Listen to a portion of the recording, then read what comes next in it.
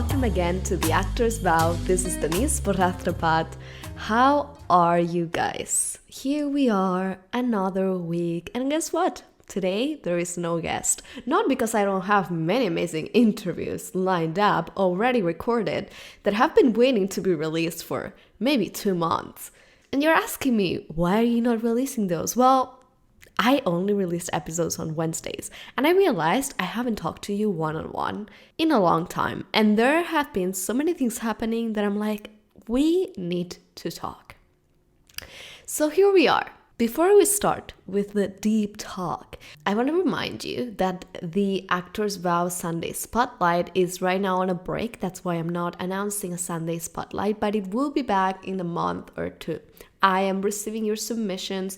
I am answering to them if you are accepted into the Sunday Spotlight, and you will receive an interview that will be published in a month or two. So no worries. Sunday Spotlight's still on, just taking a break because right now there's so many new things coming to the Actor's Vow. If you don't follow already, the Actor's Vow has a TikTok, which I'm putting content on there all the time, things that are not on Instagram. So follow the Actor's Vow on TikTok at the Actor's Vow. And there's many cool things coming, which I can't talk about yet, but you'll see. So it's all gonna be worth it. All right, so let's get to it. I told you last week that I wanted to watch this movie called Dogtooth. And apparently nobody has it. Well, they do, but it's paying. And to be honest, I already pay for Disney Plus, Netflix, Amazon, HBO, and all these fun things. And I didn't want to pay a little bit extra. So we'll see. I'll watch Dogtooth at some point. But if you have seen Dogtooth, let me know if it's worth it. And I'll check it out. But I did watch Malcolm and Marie on Netflix. Some of you might hate me for what I'm about to say, but let me tell you about my opinion of Malcolm and Marie. I saw the trailer and I thought, wow, this looks so interesting. I mean, the first thing that caught my attention was the cinematography.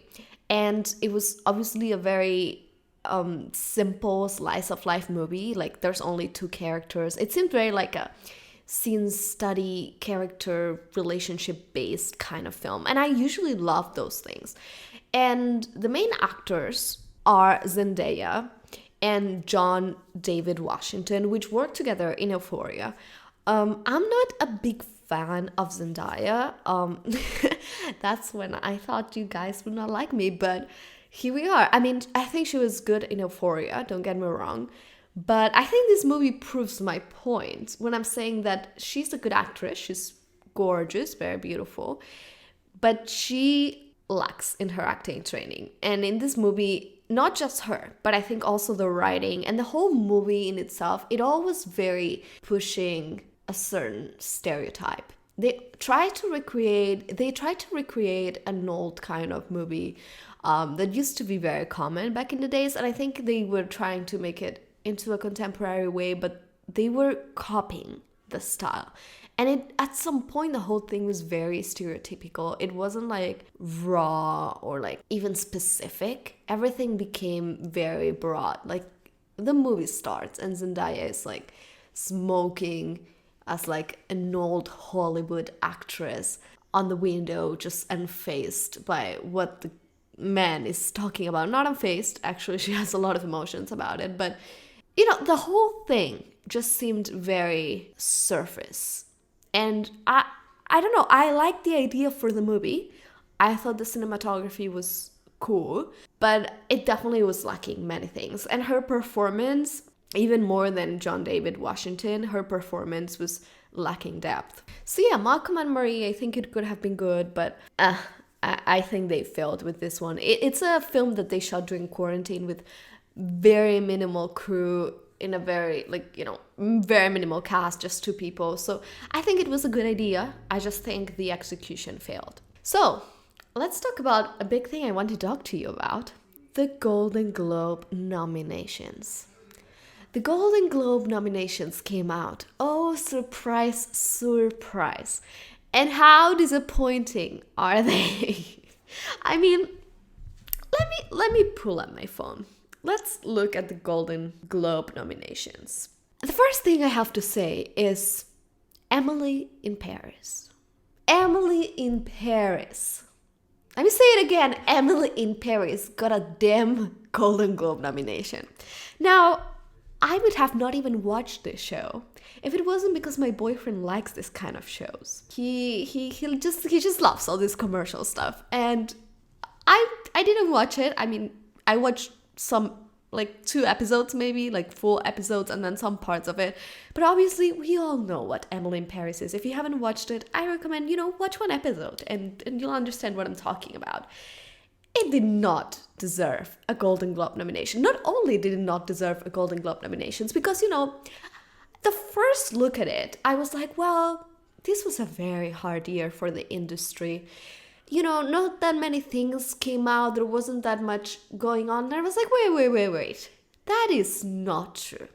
Not only did Emily in Paris get a fucking Golden Globe nomination, but there were other shows that were 1,000 times better that did not get any nomination or didn't get enough. So let's talk about those. The show I May Destroy You on HBO Max. This show got 0 nominations. And if we're comparing it to Emily in Paris, it deserved 100. I May Destroy You is a show which, trigger warning, is about sexual assault. And it features a Black cast. And it's a very raw, inspiring, and eye-opening story. So it definitely deserved more than 0 nominations. Mrs. America with Cate Blanchett. It got nominated for Best Actress, but to be honest, it deserved more nominations if we compare it to Emily in Paris, because Emily in Paris didn't receive just 1, but 2 nominations. Lovecraft Country, 1 nomination. You can watch Lovecraft Country on HBO Max, and it's also way better than Emily in Paris. It features a Black cast, and it's an awesome horror series. So at this point, we can assume that almost any damn show deserved more nominations than Emily in Paris. But let's leave Emily in Paris aside and let's talk about the other nominees of the Golden Globes. I've heard some people be upset because Bridgerton wasn't in the Golden Globe nominations, and I realized I have not talked about Bridgerton in this show. Maybe I told you that I was watching it a few weeks ago, also because my boyfriend was watching it, and because there has been so much noise about Bridgerton on social media. I guess, I had to watch it, so I watched Bridgerton. Let me tell you, I have a problem with Bridgerton. You're probably asking, what is your problem with Bridgerton, Denise? Well, my problem is not the beautiful costumes, the awesome diverse cast, the beautiful art design. My problem is that Bridgerton maintains the same toxic stereotypes that have been in movies and on the media for many, many years. Oh, I know you love the love stories and Twilight, and don't get me wrong, I used to love Twilight and all these things. But Bridgerton is way worse, let me tell you. No, my problem is that this ends up being, again, a story of a strong woman who has her shit together, that her purpose and her business in the whole show is to change the ways of this broken man. She is the one that has to fix him. She is the one who has to deal with, let's just say it like that, fuckboy. And she has to deal with his pain. Because of him, she goes through terrible amounts of pain. And my problem is not that the show is showing that. My problem is that people are romanticizing it. And the way the show is showing it is romanticized.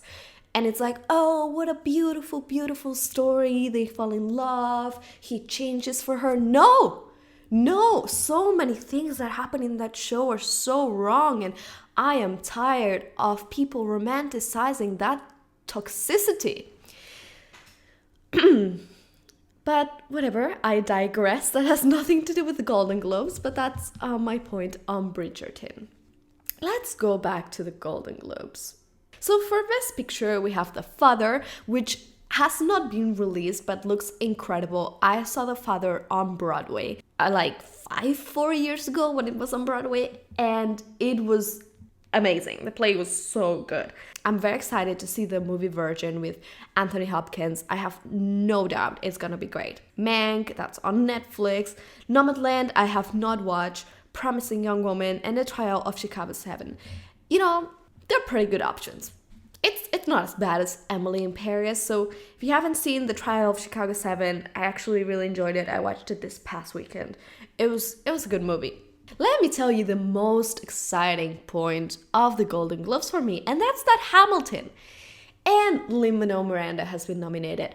And not only that is amazing because I love Hamilton, we all love Hamilton, they love Hamilton, everybody loves Hamilton. But because this is such a big step for the theater industry. The fact that a theater production that has been recorded, a Broadway production, now has access to the Golden Globes, this opens such a big door for the future of Broadway. And I am just so excited for that. So yeah, move aside Borat. I love Borat, don't get me wrong. But if I have to choose the best motion picture, musical, or comedy, I'm gonna go with Hamilton. I just hope it wins, if only just to make a statement. I'm not even gonna make a comment about James Corden being nominated to a Golden Globe. I mean, after Cats, I'm just... After Cats, the movie... If you haven't watched it, just don't. You're gonna have nightmares for the rest of your life. After Cats, the movie, I'm just like very tired of James Corden. He got nominated for The Prom.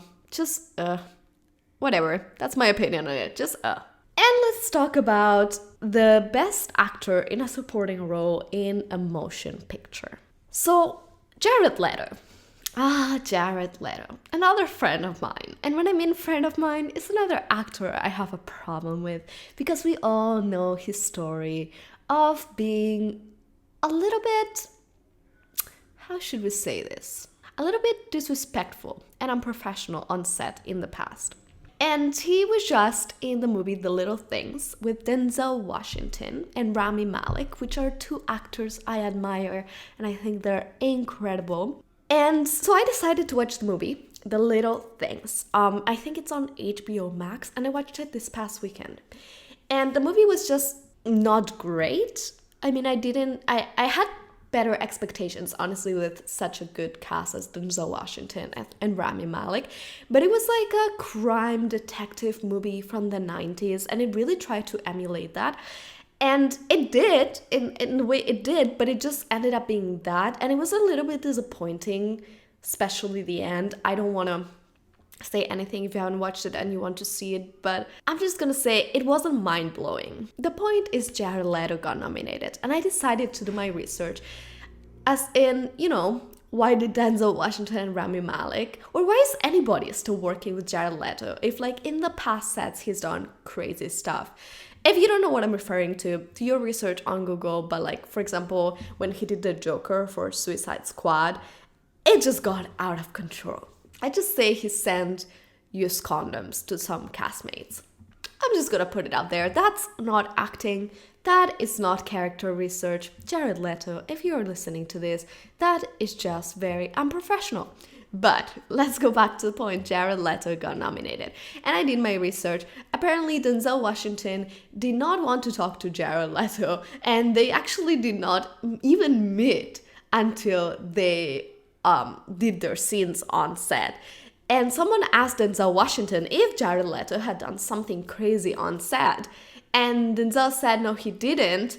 Because if he had, he would have gone a visit or something like that. It was like a sentence like that, like he better not do anything crazy. And I thought it was amazing. I was like, yes,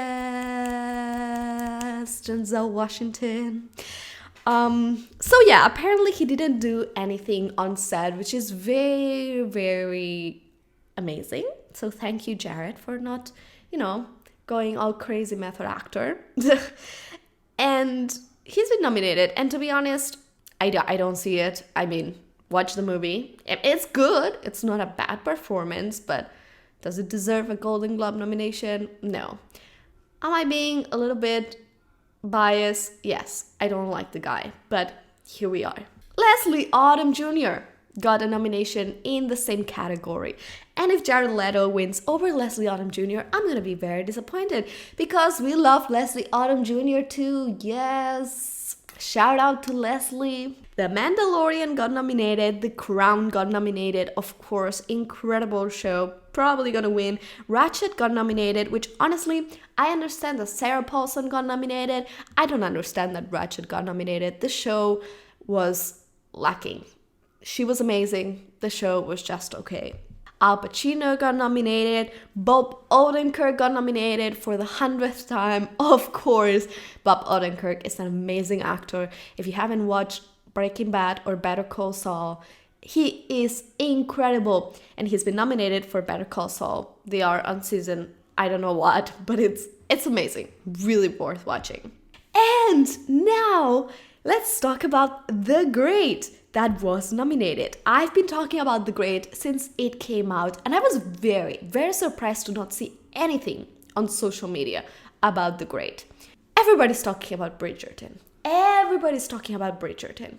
But when it comes to The Great, about a strong woman who has an asshole husband and she doesn't have to change him because she doesn't need no man, nobody's talking about that show.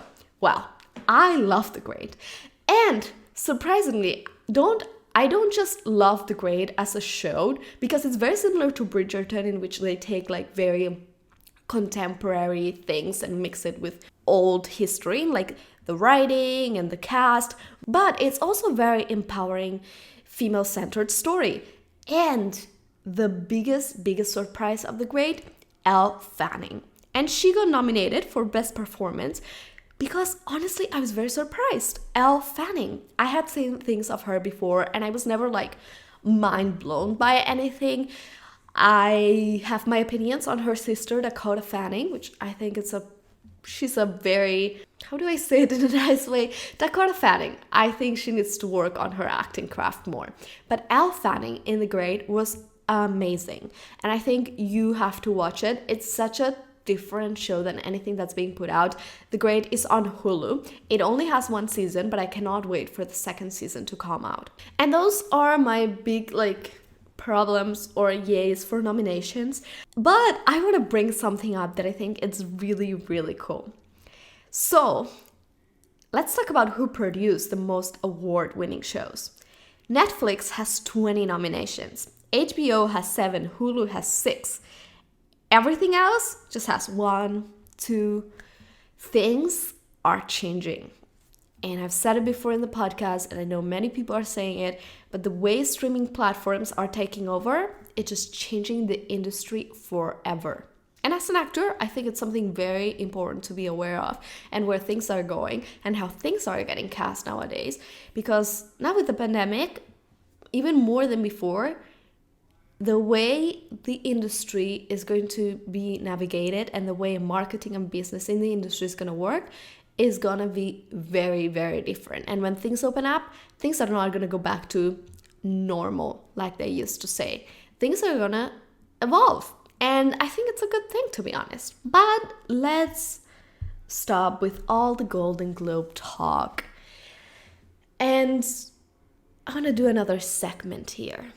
I'm sorry if this episode is all over the place. I know I'm talking about a bunch of stuff, but it's all things that I have to let out before I start uploading all the guest interviews, which are great. But I won't be able to talk to you in depth about things that are in my mind that I think we need to talk about. So I have been getting a lot of messages from you guys, both on TikTok and Instagram, about lack of motivation, about lack of support and not knowing if you should be an actor.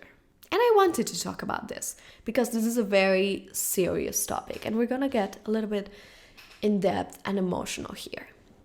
Now, there are many points in this. Let's start with one that I have been told so much these past 2 weeks that breaks my heart. And it's my family doesn't support me to be an actor. And my short answer to this is, who is going to end up living your life? Your family or you? Obviously, it's you.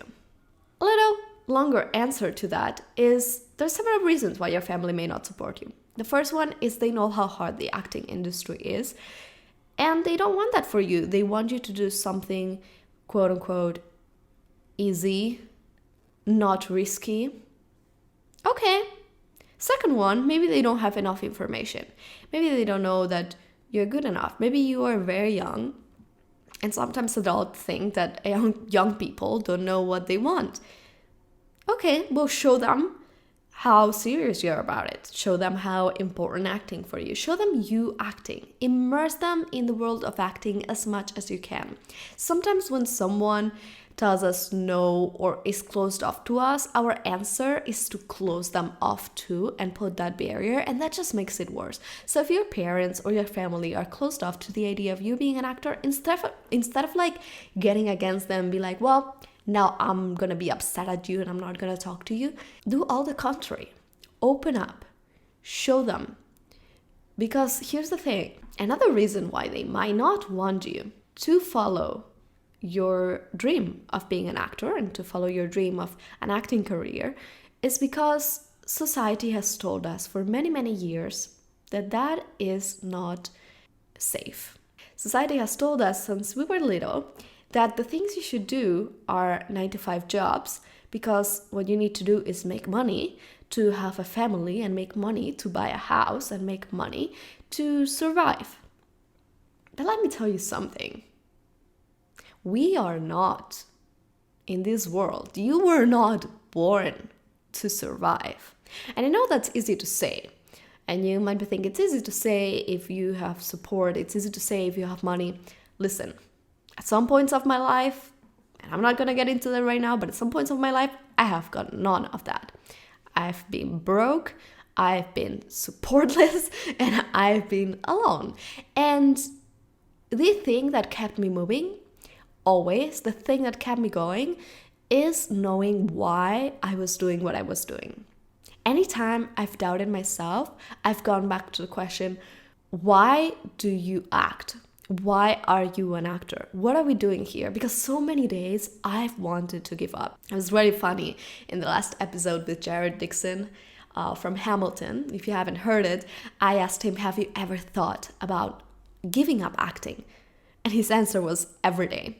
And I feel that. I feel that in my bones. It's not that we think about giving up acting every day, but if you only look at the little scale short term, I would want to give up every single day of my life. How much easier would it be to get a 9-to-5 job, just, go to college for law or being a doctor or whatever, accounting, and I would make money, I would be stable, I would just have a regular salary, I would be able to afford all the things I want, and that would be it.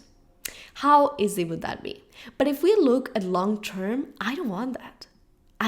I don't want that, because that would make me so unhappy. So I deal with the day-to-day pains. I deal with the day-to-day, obstacles and difficulties and sacrifices, because I know what the goal is and I know I will get there. And that's such an important thing.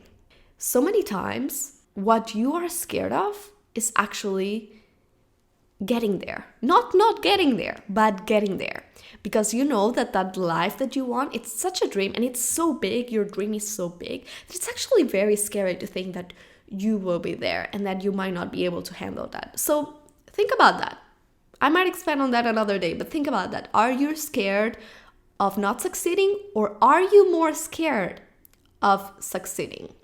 Going back to your family and your parents, another reason why they might say that is because themselves got their own dreams crushed. And it doesn't necessarily have to be acting. But as I said, we are conditioned since we are little in society by our families, school, the system, to tell us you have to grow up and get a 9-to-5 job. And when we're all little, I can tell you, no 5-year-old is gonna tell you, I want to be an accountant. I want to be a lawyer. No, no 5-year-old is gonna tell you that, because when we are born, when we are children, we know how to listen. We know how to listen to ourselves. We know how to listen to our purpose, and we know what we want. But we are getting stripped of the passion year by year, day by day. Every time in school you're told, don't do theater because that's a waste of time, but stay here in the kitchen crying for hours because you can't solve that math problem. So your parents might have had their dreams crushed too. Maybe they wanted to write. Maybe they wanted to start their own business. Maybe they are stuck in a job they hate because, let me tell you a secret. Nobody, I'm going to say this slow so we can all hear this. Nobody that has found their purpose in life, nobody that is happy with their own life will ever tell you that your dreams are too big, too risky, or not worth following. Period. Now that's again not their fault. That's just conditioning. That's just how things are. And you should be very, very grateful that you are not like that. You should be very, very grateful that you have kept that passion, that knowledge, like true raw knowledge that you had as a child and haven't lost it when you grew up. And understand that this is your life and your family is very important. Your family support is very important, but it's not everything. And your family doesn't own you. Your family loves you. And hopefully they love you unconditionally because that's how all love should be. But they don't own you. And let me tell you, maybe they will be upset. Maybe they will be disappointed. Maybe you have to hear more times than you would want to. Well, you didn't get that audition. Maybe you should try giving up and getting a 9-to-5 job. Or you could always go back to school, or you can always get a degree in something that is useful and try acting on the side. You might hear all those things. Your parents might even stop talking to you for a while. Let me tell you something. When people who love you see you thriving and being your best self and seeing that you are genuinely happy and doing what you are meant to do, they will always support you. They will come around. I promise you. And the hardest times will be the times where you struggle, because those are the times that they're going to be like, I told you so. But you know, you're smarter than that. You are smarter than that. You know that those are part of the process. Those are part of the journey. All the failures are part of the path that leads to success. So if lately you have been wondering, do I want to be an actor? As I said on another episode, the question you have to ask yourself is, do you see yourself doing anything else in the world that would make you as happy as being an actor? And if you do, please go ahead and do that, because it's probably going to be easier than being an actor. But if you don't, if you really know this is your purpose and this is what you're supposed to be doing, there is nothing in the world that fills you and makes you feel like you are in the right place, like acting. This is what you have to do. Don't let the opinions of anybody, don't let any obstacle, don't let anything ever tell you otherwise.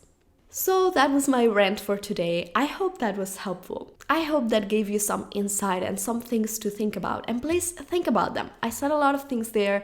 Listen to it twice if you have to. And think about the questions and things I talked about. Sit down, meditate if you're into that, and answer those questions for yourself, truly. And every time you have doubts, every time you feel alone, every time you feel like giving up, go back to this. Go back to those questions. And you'll see how you are in exactly the right place. You are exactly where you're meant to be. And we didn't have Sunday Spotlight, but we do have the Play of the Week. You know, in honor of Black History Month, I'm featuring Black playwrights all month long.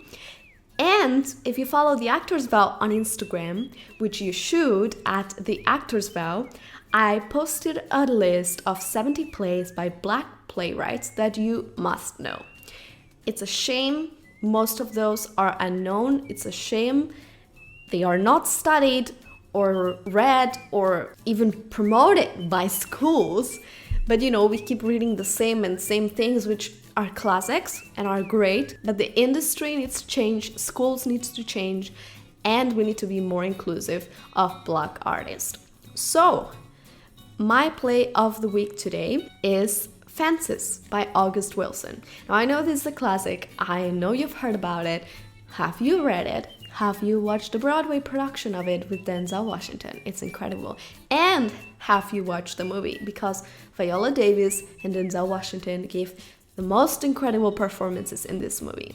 So I'm going to give you Fences by August Wilson, which is in the list. And I'm going to give you a few more plays because it's very exciting that we have featured some playwrights that are part of the Actors Vow community. One of them was our Thespian Tuesday yesterday. His name is Chris Eli Black, and he's doing incredible work as a playwright. Some of his plays include The Preacher Man and K.O., and you can find all the information about him on his Instagram, which is exactly at Chris Eli Black. And we also have Darren F. Earl II. He is also an incredible Black playwright who's part of our community, and he's doing awesome things. And two of his plays are The Night Shift and Matched. And you can also find his work and him on Instagram at official Darren Earl. And this will be all for this week. Let me tell you the guest for next week because I can't hold it back anymore. The guest for next week is the vice president, or former vice president at this point. So when I interviewed him, he was the vice president of the British. You're probably thinking, when did you interview him? Was it years ago? No, it was like a month ago, but they just had elections. But he is the vice president of the British Academy of Stage and Screen Combat. So we are going to be talking all about stage combat.